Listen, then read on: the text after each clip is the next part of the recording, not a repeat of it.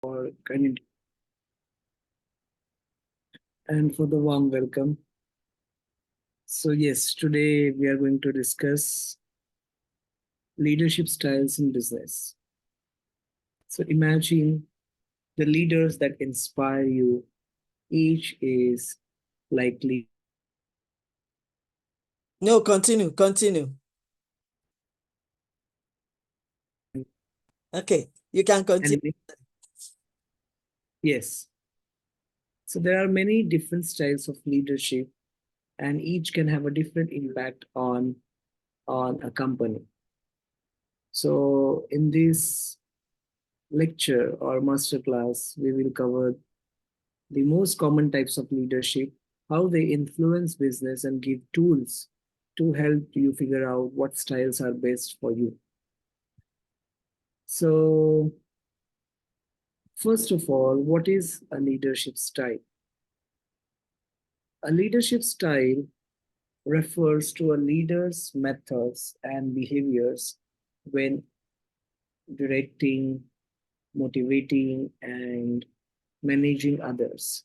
So, a person's leadership style also determines how they strategize and implement plans while accounting for the expectations of stakeholders and well-being of their team. Now, why it's important to know your leadership style? Knowing your leadership style helps you provide adequate guidance and feedback to employees, and better understand your thoughts, how you make decisions and strategies you can consider implementing when making business decisions. So it can also help you understand how you direct reports see you and why they may give you specific feedback. For example, if employees feels stifled at work and don't have many opportunities to speak their minds, they may be telling you that you are an autocratic leader who can benefit from changing their style. So knowing your leadership styles may help you improve with limited feedback. So each leadership style has its pitfalls, allowing you to proactively address areas of improvement. So this is critical because some employees might hesitate to speak up, even an anonymous survey. So now we are ready to find out leadership styles. So there are many common styles like democratic leadership, autocratic leadership, then laissez-faire leadership, strategic leadership, transformational leadership, transactional leadership, coaching leadership, bureaucratic leadership, visionary leadership, then pace-setting leadership, situational leadership. There are many types. So we'll see each one of the styles of this leadership in detail. So first is democratic leadership. So this democratic leadership, also called participative or facilitative leadership. So democratic leadership is exactly what it sounds like. The leaders makes decision based on each team member's input. Although a leader makes the final call, each employee has an equal say in a project's direction. So democratic leaders often have uh, several characteristics like inclusive, collaborative, effective communicator, empowering, supportive and empathetic, trust building, and emotionally intelligent. So these are the characteristics of democratic leaders. Now, why this leadership style works for businesses? So this leadership style resembles how leaders often make decisions in company board meetings. For example, a democratic leader might give the team a few decision related options in a company board or in a company board meeting. They could then open a decision, they could uh, then open a discussion about each option. So after the discussion, The leader might consider the board's thoughts and feedbacks, or they might open this decision up to a vote. Now, why this leadership style is good for the team? The democratic leadership style is one of the most effective because it encourages everyone to participate in all processes, share their opinions, and know that you will hear them. So it also encourages employees to be engaged because they know you will hear their feedback. So team members feeling like they have space to participate can also increase employee empowerment, motivation, and participation. Now, there are potential challenges for leaders with a democratic style. So, reaching a consensus can take considerable time, resources, and communication with a democratic style. So, it can also impact decision making because some team members may not have the right to expertise to make critical decisions. Okay, so this is about democratic leadership. Now, the second type is autocratic leadership. So also called authoritarian or coercive or commanding leadership. Now, autocratic leadership is the inverse of democratic leadership. In this leadership style, the leader makes decisions without taking input from anyone who reports to them. So, autocratic leadership is typically characterized by centralized decision making, direct and top-down communication, minimal communication, limited autonomy for team members, emphasis on hierarchy and status, and the last one is resistance to feedback or criticism. So this style is most useful when a business needs to control specific situations, not as a standalone leadership style. For example, it can be effective in emergency or crisis situations where quick and decision action is necessary. Now, why this leadership style works for businesses? So, autocratic leaders carry out strategies and directives with absolute focus. So, when a situation calls for it, an automative or authoritative leader can make a quick best fit decision for a business without needing to get additional input. So this can be helpful on a case by case basis. Now, why this leadership style is good for the team? This type of leadership is most effective when a company makes difficult decisions that do not benefit from additional input from others who are not fully knowledgeable on the subject.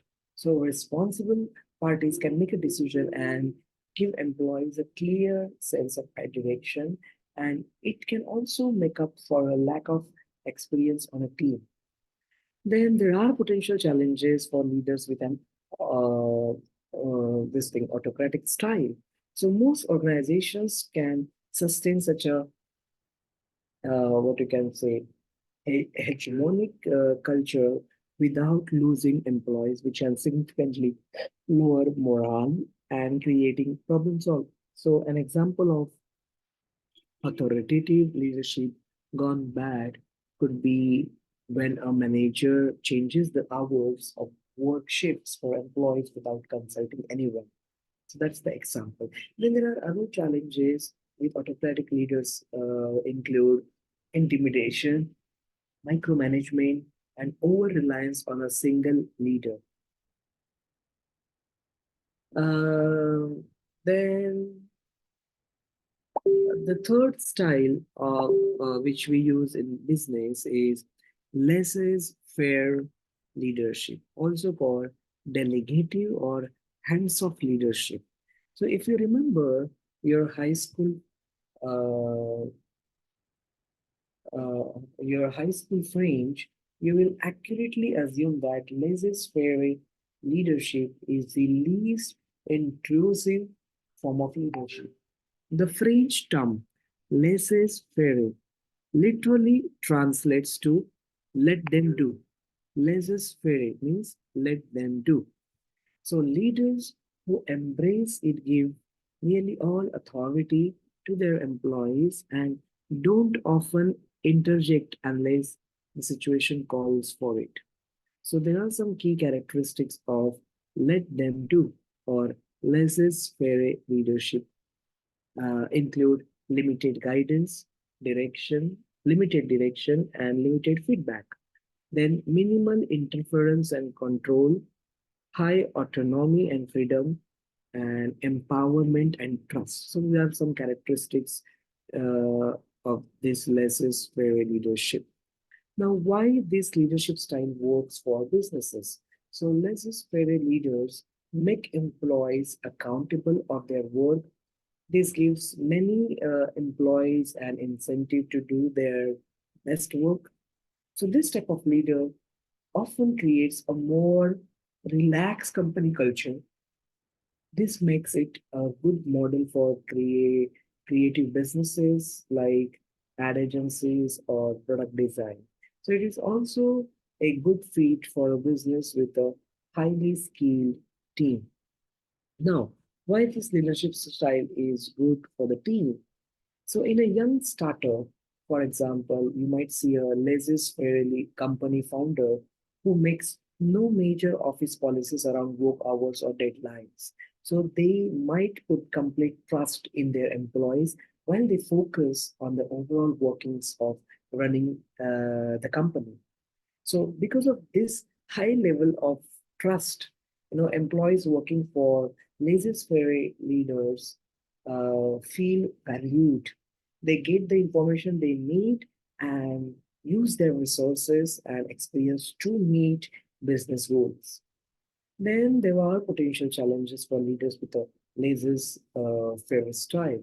So although laissez-faire style or leadership can empower employees by trusting them to work however they would like, there are downsides.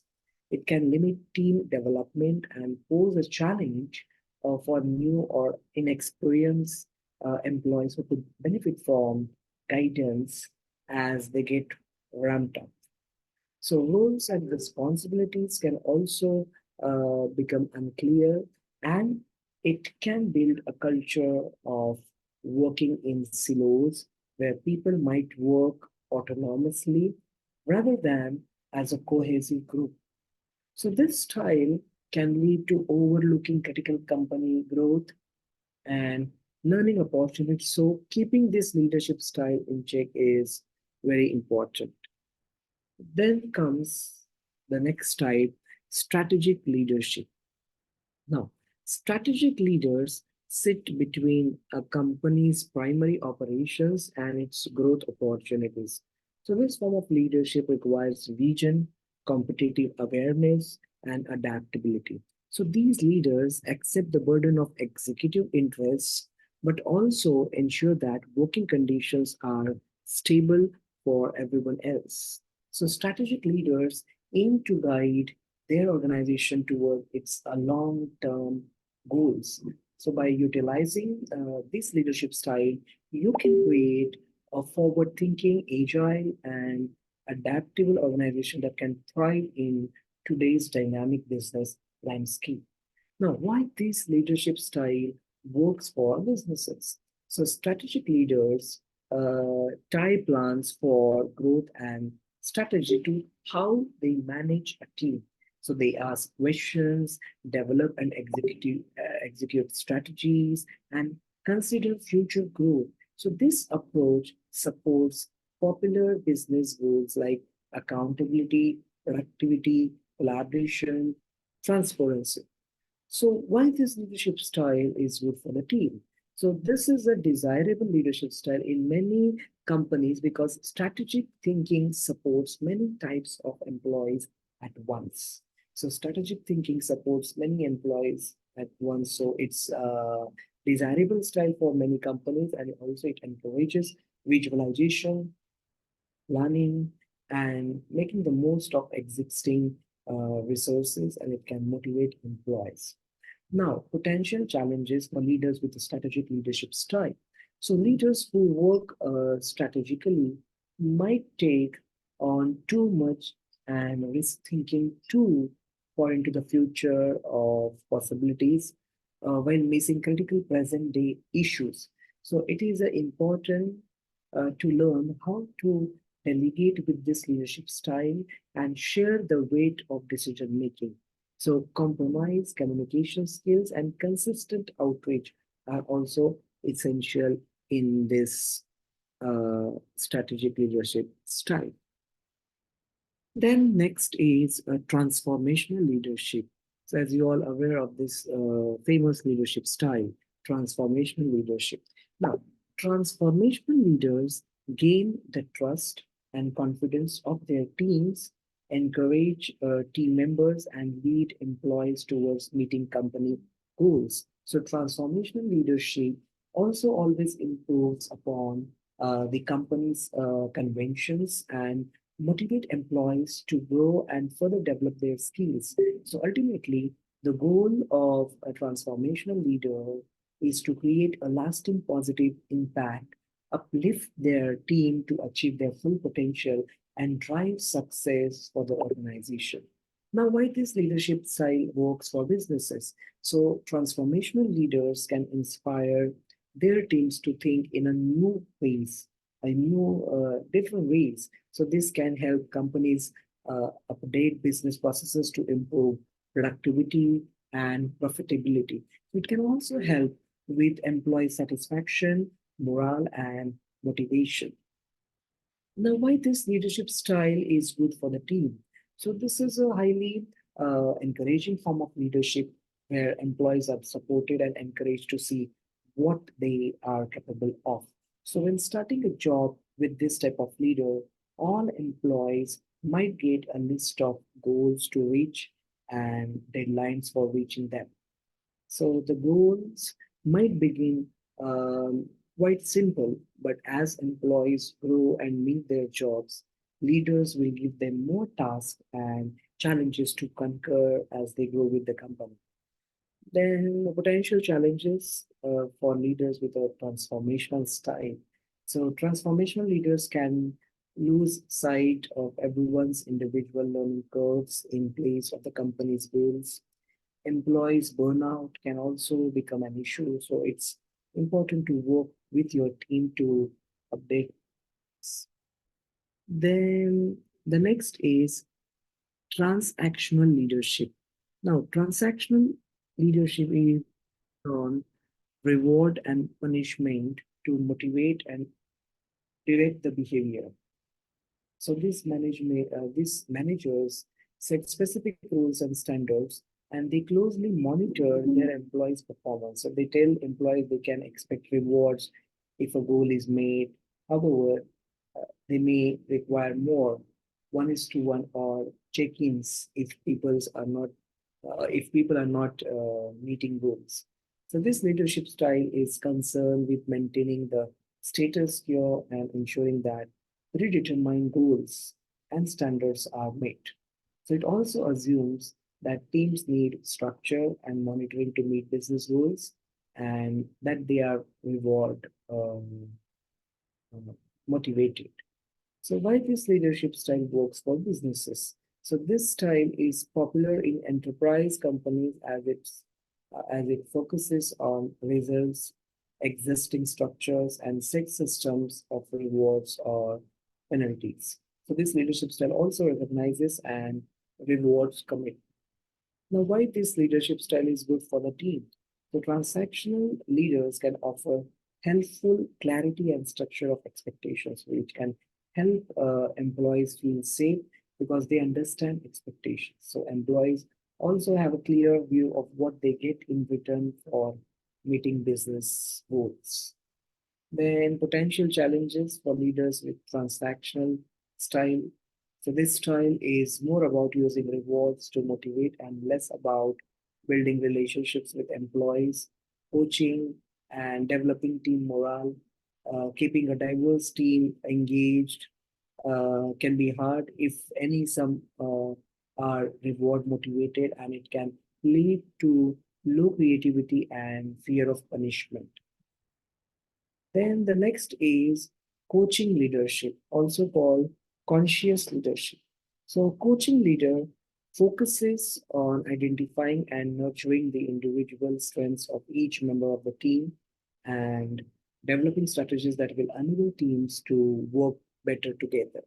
So this style is similar to strategic and democratic leadership, but it emphasizes individual employees' success. So a manager with this leadership style might help employees improve on their strengths by giving them new tasks to try, offering guidance, meeting to discuss constructive feedback.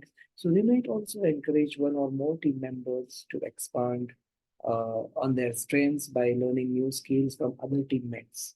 So, coaching leaders focus on building trust and establishing strong relationships with their team members.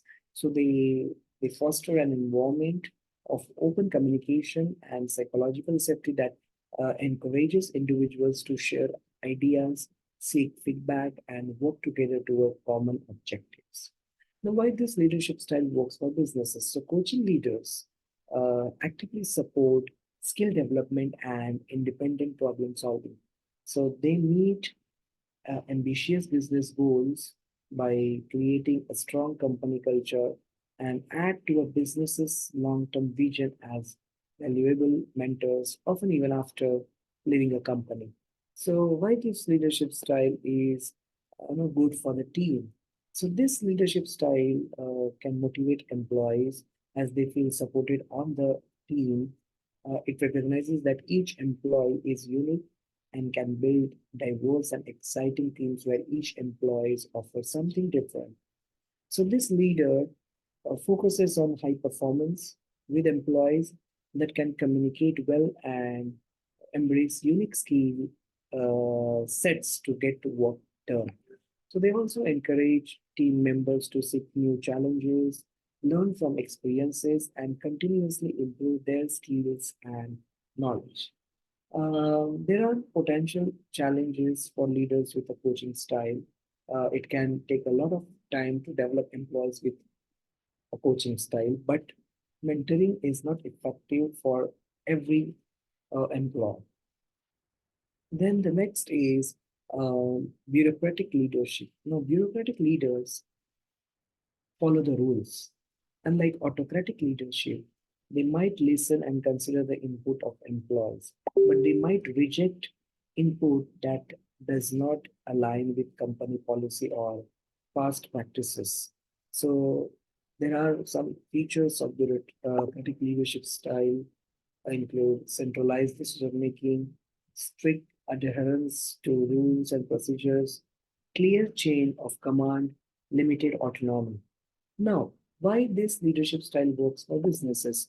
So, this style works for larger, older, or traditional companies that are successful in their current processes. So, this leadership style works for these businesses because they want to maintain existing business models and processes because their current strategies are successful and trying something new that does not work could waste time and resources. Now, why this leadership style is good for the team? So, this leadership style can be challenging for some, but it has many benefits. It lowers the risk of favoritism and replaces it with central duties, job security, and predictability. So, this clear and efficient leadership style can lead to high levels of creativity for some employees. Um, Likewise, there are potential challenges for leaders with a bureaucratic leadership style. So employees might not feel as controlled as autocratic leadership, but there can be a lack of freedom in how much people can do in their roles. So this approach can shut down innovation and is not the right fit for companies chasing ambitious goals and quick growth. So then next is visionary leadership, also called affiliative leadership or visionary leadership. Now, visionary leadership focuses on future and long-term goals. They aim to inspire and guide their team towards the achievement of a shared vision.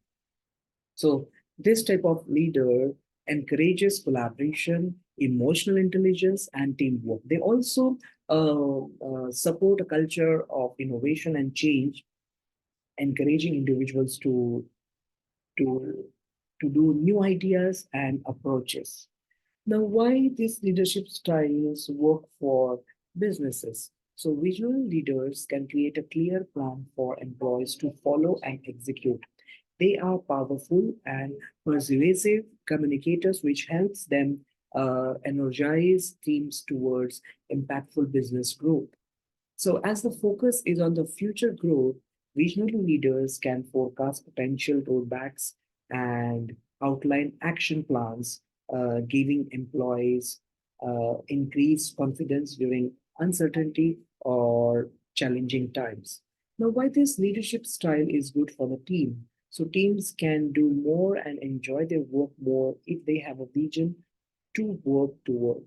So, this type of leader offers vision statements and other tools to inspire and motivate teams to engage at work. So, there are potential challenges for leaders with a visionary style. So, visionary leaders can skip over day to day issues to focus on long term ideas, missing roadblocks that could build up and problems in the future.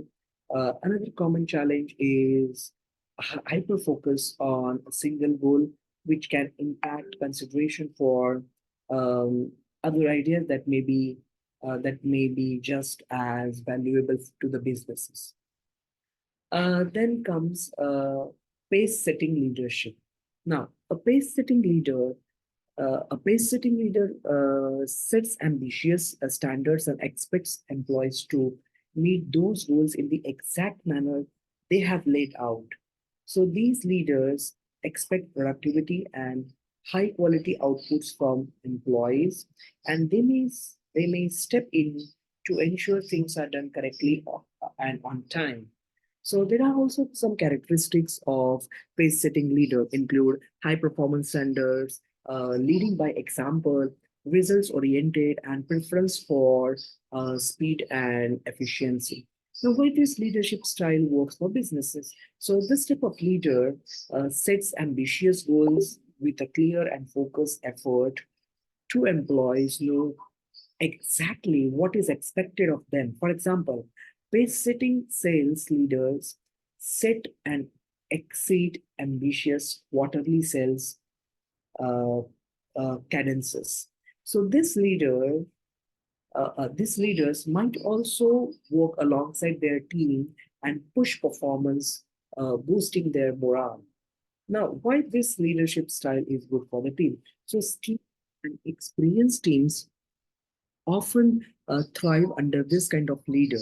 So, they use the abilities of motivated and competent team members and make meeting goals feel exciting. So it can also be gratifying for team members to see their leader working hard alongside them. Then, of course, there are potential challenges for leaders with pace setting style.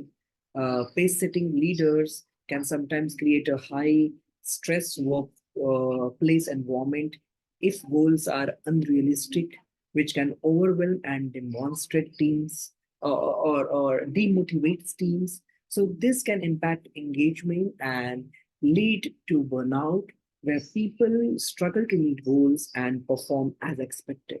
So, focusing on goals can also stifle creativity and diversity of thought. So, employees do not feel they can use their expertise to suggest alternative goals or strategies. Then the next style is situational leadership. Now, situational leaders change their management style to meet the needs of the situation or team. It suggests that effective leaders must adopt their leadership style to match the readiness and development levels of their team members. So, this leadership style involves analyzing specific situations, assessing the competence and commitment of individuals, and adjusting the leadership approach accordingly. So it is a proactive and recognizes that change is the only constant. Now, why this leadership style works for businesses? So, this leadership approach can motivate employees and ensure that people are not stuck working in a way that doesn't make sense for the situation. So, it also valuable for startups or businesses requiring frequent changes and flexible talent and support. Now, why this leadership style is good for the team?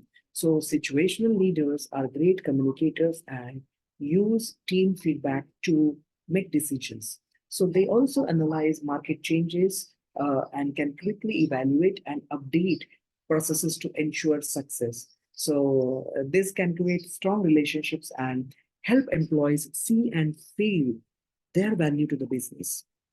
Then there are potential challenges for leaders with situational style. So leaders need a high level of expertise in all businesses or business processes and to make decisions, and they must be able to pivot quickly. It is important to remember long-term goals and meet immediate needs. Not every leader can do this effectively, so it can become confusing and stressful for teams if a leader approach changes too as they will not know what to expect. So these are the leadership styles which the leaders use in businesses. Now, deciding between different leadership styles. So there is no single uh, best leadership style. So figuring out what is best for you and your environment is essential. Now, how to understand your instinctive leadership style? Okay, leaders need good instincts, and many leaders focus on their own experiences and habits as they develop a leadership style. So, as you start your path toward leadership, you may want to keep notes, write down how you would handle specific situations or problems. During these, can help you can help you be a confident and capable leader. But if you notice things are not going as expected, you may want to reconsider your approach. So, your instincts and habits will always impact the way you lead. But if you find yourself in situations that you are unaware how to respond to, you may want to look at other leadership styles. For example, if you are an extrovert with a shy member on your team, you may want to work on active listening. If you are an introvert leading to a team of outgoing people, you may need to learn new ways to nurture, support, and inspire your team. So, can you change your leadership style? Uh, well, it may take some time and effort. You can always change your leadership style and improve your processes, of course. The first step to making changes is recognizing the need for change. Whether this comes from direct employee feedback, noticing that goals are not being met, or people seeming to experience burnout, identifying this is the first step.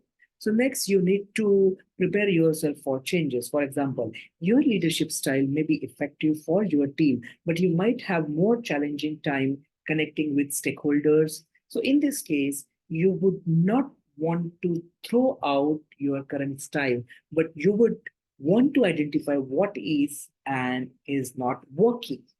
Then get curious and begin the work of adjusting the way you lead. Now, how to choose the right leadership style for you? There are many ways to find a leadership style that works for you. Because of these, it can be tough to know where to begin. So, if you are not sure what leadership styles will work for you, there are some steps which, or you can say, these tips can um, help. The first is get to know yourself. This is the first step. Get to know yourself. So everyone has unique path to self-discover. Some take a risk and try new things, and others prioritize quiet time, writing exercises and listing strengths and weaknesses. Another path to learning about yourself is through physical activity and spending time with other people. However, you go about it, getting to know yourself is an important first step toward being a leader. Then the second step, outline your values and challenges. So knowing yourself will help you understand what is important to you and you where you struggle. So being a leader means working quickly and making decisions quickly. So having your values mapped out can be extremely helpful. So as you write out your values, look at pivotal moments in your life to date, then look for trends, people you are drawn to, and common themes. So if your list is long, group similar ideas together. So having an outline uh, can help you see how you react, uh, your strengths and weaknesses, and a base for your core values. Then watch leaders you respect. So, observing leaders you respect can also help you define your leadership style as you watch them in meetings, client conversations, and presentations. Take notes of what you like. Another approach is to view their actions with specific leadership styles in mind, helping you figure out what their approach is and whether it will work for you.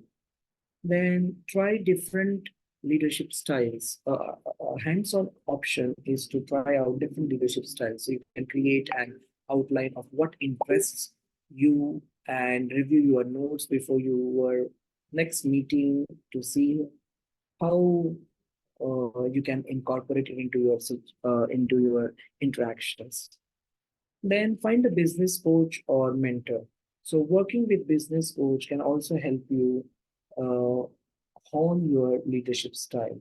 So a mentor can be someone in your workplace you respect and would appreciate feedback from, whether it's another leader or a colleague you respect. So you can also check out the uh, what you can say. There are books for this, how to find a business coach, like that. So then the next step is ask colleagues and leaders for feedback. So another way to find the best style for your needs is to ask other colleagues, leaders, and your team members for feedback. So the best approach for this strategy is to plan out what you want to ask and why, so you get the feedback you need. So think about how people might respond and also set clear guidelines and expectations. So when you get feedback, make sure to listen carefully and you will gain valuable information about your strengths and weaknesses that will help you understand where you need to improve and the style that will help you improve. Then complete a leadership style assessment. So leadership assessments are helpful tools for leaders, for yourself as an individual, and to assess.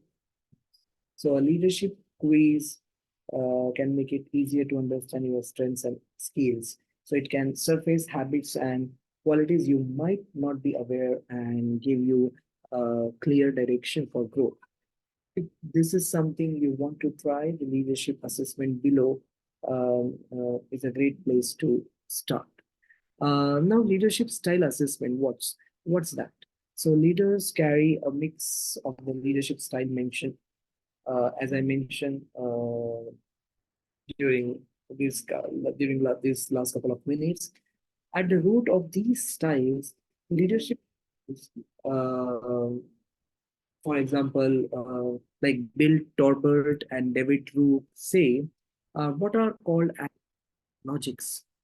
So this action logics assesses how leaders interpret their surroundings and react when their power or safety is challenged. So that's the idea behind the leadership development profile, a popular management survey tool created by Professor Torbert and psychologist Suzanne Cook Greter.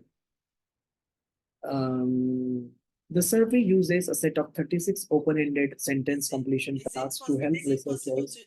Is it possible to increase your volume? Because I'm getting the feedback that they can't hear you properly. Thank you. Okay, okay. I have increased my volume. Okay. This survey uses a set of 36 open-ended sentence completion tasks to help researchers better understand how leaders develop and grow. So there we have used open-ended sentences to outline 6 action logics that describe each one. So review the sentence, see how they resonate with you, and figure out which leadership style upholds based on the action logic you most align with. The first one is individualist. Okay, now the individualist is self-aware, creative, and primarily focused on their actions and development as opposed to overall organizational performance. So this action logic is exceptionally driven by the desire to exceed personal goals and constantly improve their skills. So there are some things on individualist might say, like individualist one, a good leader should always trust their own intuition over established organizational processes. Individualist two, it's important to be able to relate to others so I can easily communicate complex ideas to them. And individualist three is I'm more comfortable with progress than sustained success. So this is about individualist. Then the second is strategist. Now, strategists are acutely aware of the environments they are in and have a deep understanding of the structures and processes that make their businesses tick. Still, they're also able to evaluate what could be improved. So there are some things to strategist might say, like if strategist one says a good leader should always be able to build a consensus in divided groups. Strategist two, he or she can say it's important to help develop the organization as a whole, as well as the growth and individual achievements of my direct reports. And strategies three may he or she maybe uh, say that conflict is, which we discussed earlier during last our session, conflict is inevitable, but I'm knowledgeable enough about my team's personal and professional relationships to handle the friction. So this is how strategies think. Then the third is alchemist. Okay, now the Professor Rook and Tolbert describe the alchemist as highly evolved and effective at managing organizational change. So they differ from other action logics in their unique ability to simultaneously see the big picture and minute details. So no department or employees gets overlooked with an alchemist leader. So there are things an alchemist might say, like alchemist one, a good leader helps their employees reach their highest potential and possesses the necessary empathy and moral awareness to get there. Then alchemist two, it's important to make a profound and positive impact on whatever I am working on. And alchemist three says, I have a unique ability to balance short-term needs and long-term goals. Then opportunist. Now, opportunists are guided by a certain level of mistrust of others, relying on a facade of control to keep their employees in line. So opportunists tend to regard their bad behavior as legitimate in the cut and thrust of eye for an eye world. So Rook and Tolbert, Professor Rook and Tolbert write things, uh, some things and opportunities might say, like a good leader should always view others as potential competition to be bested, even if it is at the expense of their professional development. Then, he also says, I reserve the right to reject the input of those who question or criticize my ideas. So this is about opportunist. Then diplomat. Unlike the opportunist, the diplomat is not concerned with competition or assuming control over situations. Instead, this action logic seeks to cause minimal impact on their organization by confronting to existing norms and completing their daily tasks with a little friction as possible. So there are some things a diplomat might say, like a good leader should always resist change since it risks causing instability among their direct reports. then it is important to provide the social glue in team situations, safety away from conflict, and I tend to thrive in more team oriented or supporting leadership roles. So these are the things which diplomat might say. Then the next is expert. So that the expert is a pro in their given field. Okay, constantly striving to perfect their knowledge of a subject and perform to meet their own high expectations. So Professor Root and Talbot describe the expert as a talented individual contributor and a source of knowledge for the team.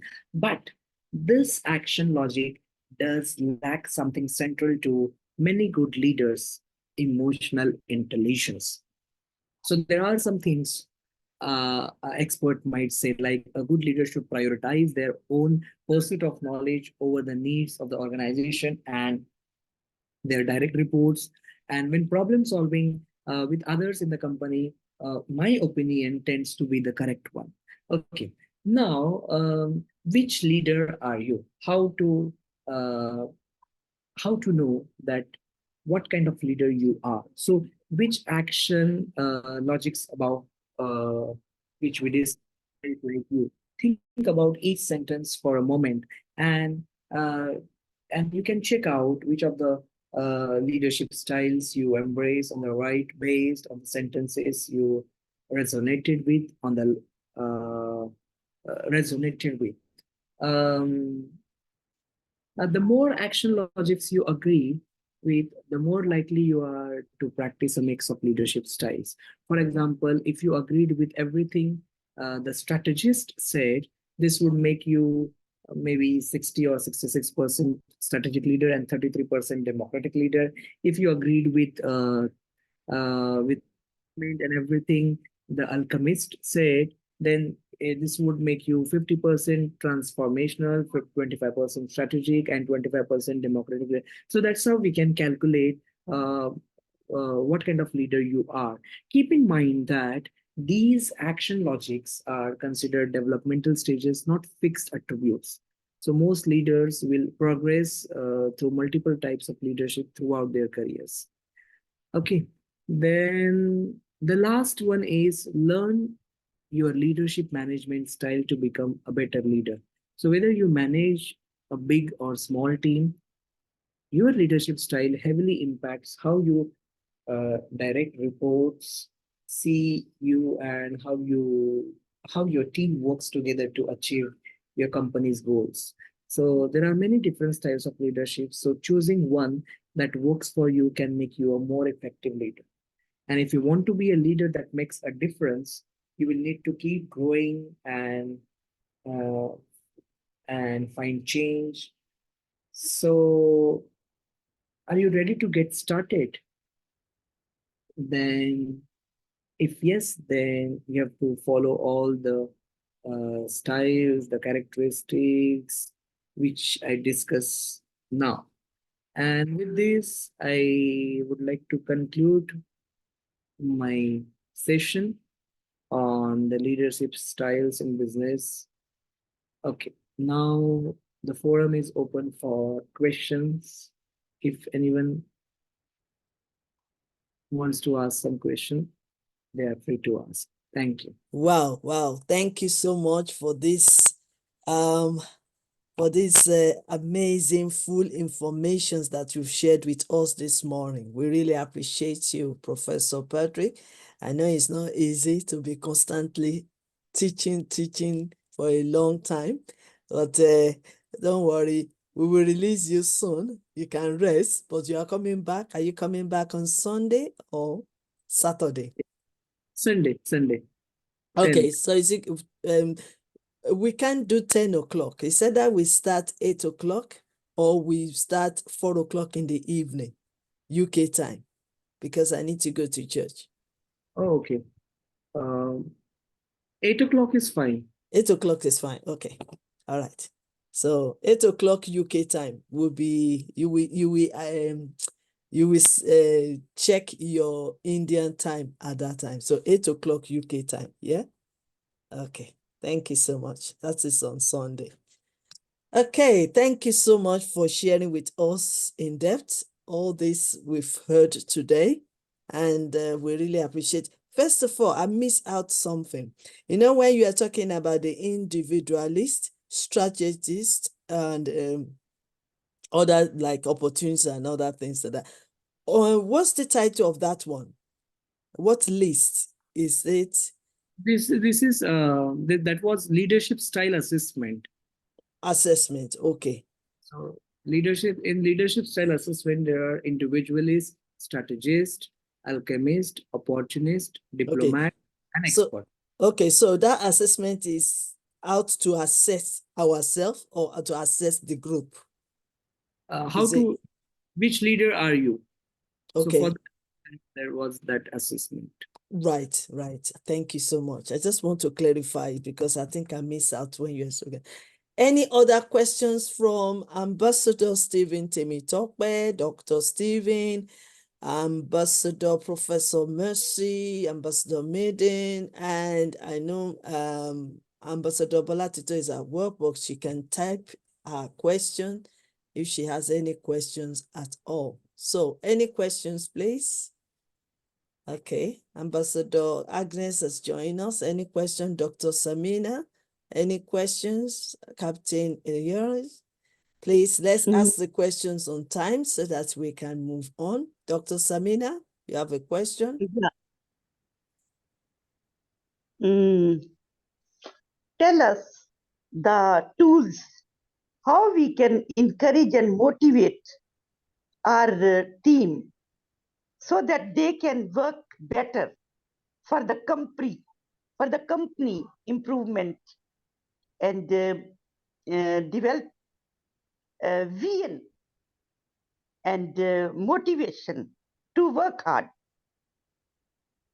Okay. Efficiency, performance, quality, how they can improve.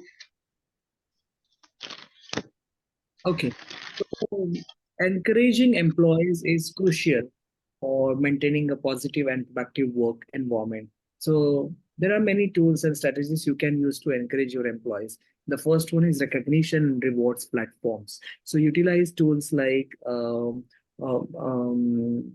Bonusly, then Kazoo or kudos to enable peer-to-peer recognition where employees can acknowledge each other's contribution and achievements. So these platforms often come with reward systems that allow managers to provide tangible rewards or incentives for outstanding performance. Then employee engagement surveys. So tools like Office Vibe, okay, then Glint or Tiny Pearls. These are the tools help you gauge employee satisfaction and engagement levels through regular surveys. So by soliciting feedback and acting on it, you demonstrate that you value your employees' opinions and are committed to improving their work experience. Then performance management softwares, platforms such as 15.5 15.5, then Workday or Success Factors streamline the performance review process. So making it easier for managers to provide regular feedback, set goals, and track progress. So transparent and constructive feedback is essential for motivating employees to improve and grow professionally. Then learning and development platforms. So invest in tools like Udemy for business, LinkedIn Learning, or Coursera for Business to provide employees with access to wide range of online courses and training programs. Encouraging continuous learning demonstrate your commitment to employees' professional development and empowers them to enhance their skills and knowledge. Then communication and collaboration tools, platforms like Slack, Microsoft Teams, or Zoom facilitate seamless communication and collaboration among team members, regardless of their location. So clear and open communication is essential for supporting a sense of being belonging and keeping employees motivated and engaged. Then wellness and mental health apps. So consider offering subscriptions to apps like Calm, then Headspace or Happify to support employees' mental health and well-being. Then encouraging mindfulness and stress management can help reduce burnout and improve overall job satisfaction. There are many tools like flexible work arrangements, implement tools like FlexJobs or Remote.co. These are the tools to support remote work arrangements and flexible scheduling. So, offering flexibility in how and where employees work can work life balance and boost morale. So, uh, by leveraging these tools and strategies, you can create a supportive and motivating work environment where employees feel valued, engaged, and empowered to reach their full potential. Thank you. Thank you so much. Thank you so much for the answer. I hope you've satisfied. Okay. Thank you, Yeah. Dr. Samina. Okay. Any other question quickly, please? Dr. Steven, do you have any question? Nope. Okay. Dr. Stephen Davison, do you have any question? Oh, yes, because we have two doctors here. Dr. Stephen Cameron, do you have any questions, sir? Or even Dr. Davison, do you have a question? All right.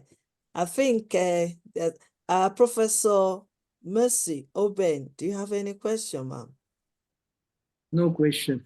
Okay, okay. So you're satisfied. Okay, that's fine. That's fine. So on behalf of Yes You Can International Academy and Yes You Can International UK, we want to say thank you so much for sharing this wealth of knowledge of yours and also your time for coming to share with us today. Thank you so much. We've really I think we are now overwhelmed with leadership style now. Because we are learning from left and right, from Zoom and also from WhatsApp. So we are gaining more knowledge. So that is why there's no question at the moment, because it's like we have yourself explaining it even more clearer as well as other leaders as well. So we can all go there and operate our business having in mind the type of leadership we want to operate on, and also how to assess our leadership, how to assess our clients, our team, our employee, how to assess them so that we know the right leadership style to use. And also we can also assess it first before you choose. That's what you said. And also you can apply one or two leadership skills, and then you'll be able to know which one is the best to settle for. So that is also very important. And also we need to always, when it talks of leadership, it's also going to be from your own ability. So you need to know who you are, your strength, and your ability and your capacity, because that is the only way that will help you to know exactly how to lead others. And I think that is very, very important. So it all comes to the early stage where we keep on saying that know who you are, know your identity, know your strength.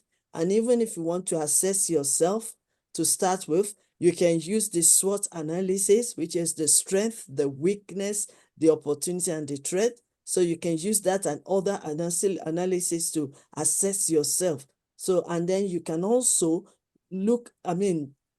recognize your gift, because your gift also can enhance your leadership, your uniqueness, who you are, and even your ability. So I believe that when we start from our assessment, then we'll be able to assess the capacity we can lead on. I mean, like me now, I know right from the beginning that yes, I might be transactional leader or any other leaders, but the main thing for me is transformational leadership, because that is me. That is my capacity.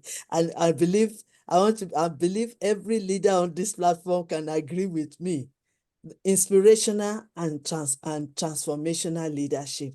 Although I still have other style that I incorporate, because like I said right from the beginning, that sometimes you can even integrate 2 or 3 styles together 2 or 3 leadership styles. You can use it, you can apply it together as long as it suits the occasion, it suits the team that you are leading, your employee, your followers, or even those that you are mentoring. So it depends.